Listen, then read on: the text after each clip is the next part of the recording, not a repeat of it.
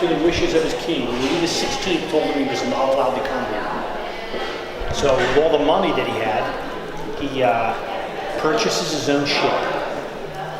Enough money to buy his own ship, hire his own crew, sails here from France to fight the revolution. And he's really the linchpin to it. No, I always like to have a couple more. So. And it's now the I Knew George Washington series. So people that know him tell their story from their different perspective. Right, sweetie? Did you see General Washington out there anywhere? She knows who he is, but she knows he's on the dollar bill. And these are actually written for younger readers. My target audience is about 10 to 12, 12 to 13, 13 to 14. They go up gradually. Interesting. Okay. Thanks for stopping. Jeffrey. Yes, sir. Hey, what's happening, man? What are you doing? Oh, came down to see you. You're still in Jersey City? No, I'm in Flemington. Okay. Yeah. You were though, weren't you? Well, that was years ago. Yeah, it was years ago. Yeah. So what is this about? What, my series? Yeah, I'm gonna record you. Yes. I can't see you though because the light? the sun is bad. Where do you want me, over here? Yeah. So you're still doing this for a living? No. You did though, didn't you? Well, kind of like television work and stuff. But now I've been for like 24 years. The business now is 24 years old. Wow. That's mostly based in Hunterdon County, but I go all over the state doing, alarm systems and stuff like that. But anyway, so what do you got? What's your new book? My third one after Colonel Washington Me's the first book. Right. Told from the. How you doing, sir? You just got here in the nick of time. I'm just about ready to give my narrative on my books. Washington's life seen through the eyes of one of his slaves. Okay. Only slave mentioned by name in his will. Only slave to be given immediate freedom in his will. Second book, inspired by that document, written the day after Washington dies at Mount Vernon, describing his death. In it, it mentions that one of his old friends, Washington referred to him as my compatriot in arms, an oldest and intimate friend. Mm-hmm. Dr. Craik is in the room with him when he passes. They go all the way back to the French and Indian War together. You said that you pick up like all these notes and stuff to create these books, right? Yeah, they're part of our collection. That letter, for instance, give you a little background on that letter. 12 letters leave Mount Vernon on the 15th. Right. All written by Tobias Lair. John Adams. By who? His secretary, Tobias Lair. Oh, his secretary. Yeah. John Adams, as president, gets the first letter. Mm-hmm. Alexander Hamilton gets the second letter. Okay. Out of those 12 letters that leave Mount Vernon that day, only 4 known to exist were in possession of one of the 4. Really? Yeah.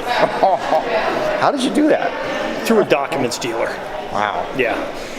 Just had to rob a couple banks and I think. Yeah, it worked out fine. Holy heck. Yeah. What I've been able to do is put one son through college and my other one just finished his sophomore year without selling anything. What? Where is it? Where is the document? It's actually at the PNC branch in Alpha. Oh, it's in a safe box. It's in the bank. Yeah. I keep a couple things at home. Oh man! But most of the collection's in the bank vault. Wow. So that is super cool. Yeah. And then the third book, Washington's life seen through Lafayette's eyes. Mm-hmm. The French, 19-year-old Frenchman that comes here to fight in the Revolution. This book is inspired by a letter in our collection that Lafayette writes to Washington after coming back here to visit him in 1784. Okay. That's this one here. Okay. Right? In that letter, he refers to him as my dear general about 6 times. Okay. That's the title. Okay. And we were able to, what was the year of that document? 1784. August of 1784. Yeah. So Lafayette but he was British, right? Frenchman. A French. He was a French. Okay. There's his handwriting right there, writing "My dear general." Okay. Yeah. And Washington referred to him as "My dear Marquis." Really? He was a Marquis. Okay. During the war, during the Revolution, all social strata Okay. is removed. There's no more marquis, there's no more kings, etc. Okay. So he's just Lafayette. Okay. Gotcha. Gilbert, he was a, Who's the guy that captured Washington during the French and Indian War? He was fighting for the British then, right? He got captured and Washington? Yeah. Well, he wasn't actually captured. He had to capitulate. oh, Here's Lafayette's real name. okay. Marie Paul Joseph Roche Yves Gilbert. Washington referred to him as Gilbert. Oh, During the French and Indian War, the war that Washington actually he started. begins. Yeah. He has to surrender, capitulate What was that? at Fort Necessity. Fort Necessity. Okay. Yeah. 1754. Right. As he's getting ready to leave, probably Alexandria, to take him here, it's determined that you are going to need a battlefield surgeon. George Washington, meet Dr. Craig. So this is the letter Okay. written the day after he dies. Okay. Dr. Craig's name is written in the letter, Okay. describing the fact that he was in attendance. He didn't die in the war. They fought in the French and Indian together. Okay. They fought in the Revolution together. Okay. He was the head of surgeons at Wow. one point. Holy heck! So he traveled with them, and So he writes, Washington writes in his will, to my oldest and intimate friend and compatriot in arms. wow. 2 wars. I leave the desk and chair that I used during my presidency. So Craig and Harris. Well, when he said compatriot in arms, was he a fighting doctor? Whether he took up arms, Yeah. I suppose Probably at not. Fort He was Necessity. probably too busy. He met, yeah, unfortunately he was. But they were very close friends. Craig runs his first campaign for office Yeah. when he's elected to the House of Burgesses. He's at Yorktown. He's at Valley Forge. Yeah. So he's an eyewitness to who Washington is. Right. And fast forward, after almost 50 years, he's at his bedside when he dies. He literally reaches over and closes his eyes after No he kidding. dies. Yeah. Wow.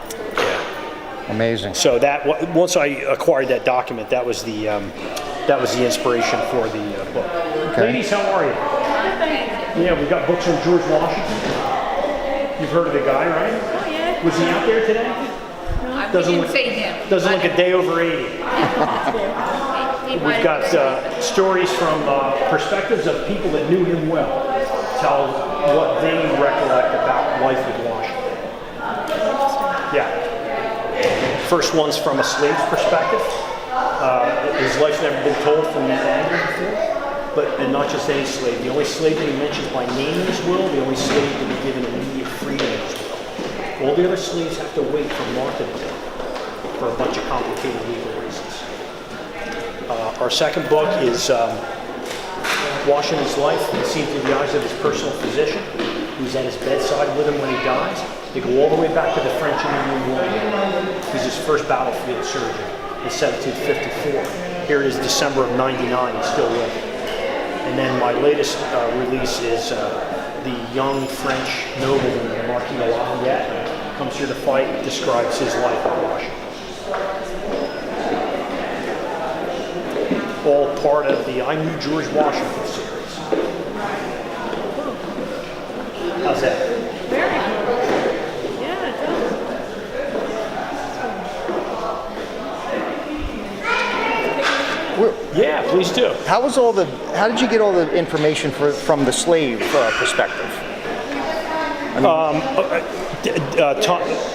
Time and place, have the two together as his valet. Washington, he doesn't take a move without Washington. Okay. So it's easy to put the two together that way. Yeah. 8 years of the American Revolution. How do you do, ma'am? Good. Books on George Washington. His life seen through the eyes of people that knew him well. Slave, personal physician, Marquis de Lafayette. They all tell their story of life with Washington. The first book is. Now watch all the steps we go through. Company, prime and low. Open the pan. Handle the cartridge.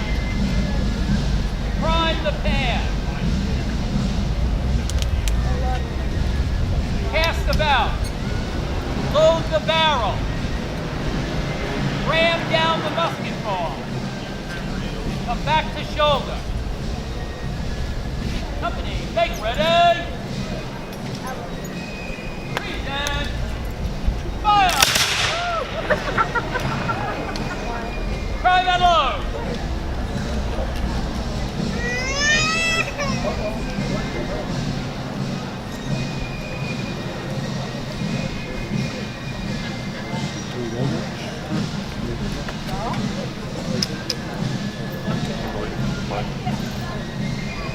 Company.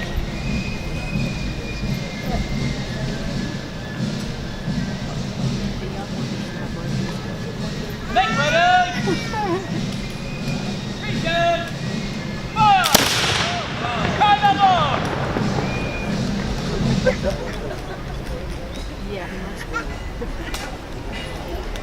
Imagine hearing 10,000 of those going off at the same time. While your eardrums down the floats, you see all the big tubes. You start off at a certain point, somebody drops you off, you drop your car off. Company, And make that ready. they got it all tied together.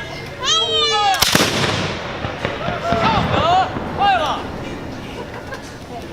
By the right, about face. Secure. Fire on. It's boring.